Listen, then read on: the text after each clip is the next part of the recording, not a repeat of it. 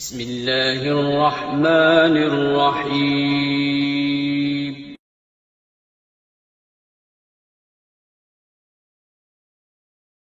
السلام علیکم ورحمۃ اللہ وبرکاتہ. وعلیکم السلام ورحمۃ اللہ وبرکاتہ. آج ہم پڑھتے ہیں علم التجوید. علم التجوید کے ہم نے 9 سوال تیار کیے ہیں. ان 9 سوال کو ہم ریوائز کرتے ہیں. سوال نمبر 1 ہے کہ تجوید کا لغوی معنی کیا ہے؟ بیٹا اس کا جواب ہے کہ عمدہ بنانا اور حسن پیدا کرنا، یہ تجوید کا لغوی معنی ہے. سوال نمبر 2 ہے تجوید کا اصطلاحی معنی کیا ہے؟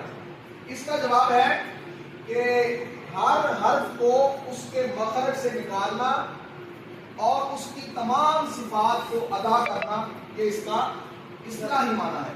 سوال نمبر 3 ہے تجوید کا موضوع کیا ہے؟ اس کا جواب ہے عربی حروف تہجی تجوید کا موضوع ہے. سوال نمبر 4 ہے جی ہمارے پاس، کہاں ہے سوال نمبر 4؟ یہ ہے تجوید کا مقصد کیا ہے؟ یہ جو ہم سیکھ رہے ہیں اس کا مقصد کیا ہے؟ تو جواب ہے عربی حروف کی درست ادائی سیکھنا تجوید کا مقصد ہے. سوال نمبر 5 ہے عربی حروف تعداد میں کتنے ہیں؟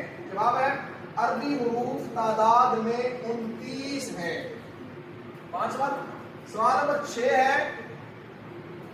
کہاں ہے سوال نمبر 6؟ یہ ہے مخرج سے کیا مراد ہے؟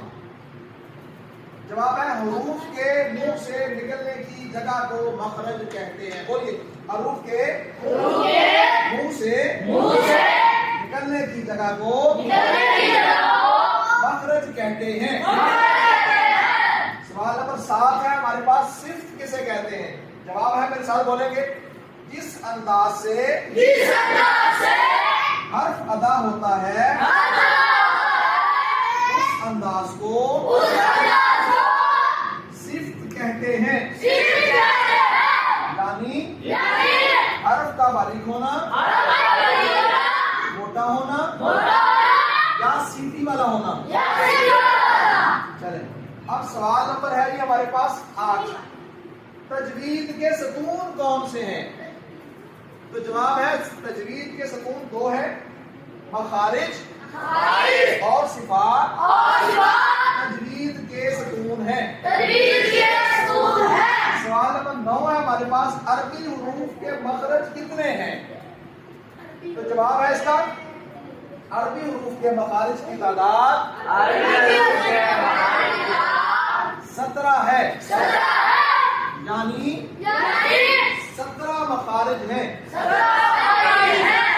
بیٹا آج کے لیے اتنا ہی کافی ہے. منہاج القرآن اسلامک سینٹر 122-15 میاں چنو میں آج یہ ہماری پہلی کلاس تھی. انشاءاللہ کل ایک نئے ٹاپک کے ساتھ علم التجوید کے ایک نئے عنوان کے ساتھ ہم دوبارہ سبق کو پڑھیں گے. کل آپ کے تمام سبق یاد کر کے آئیں گے. السلام علیکم ورحمۃ اللہ وبرکاتہ. وعلیکم السلام ورحمۃ اللہ وبرکاتہ.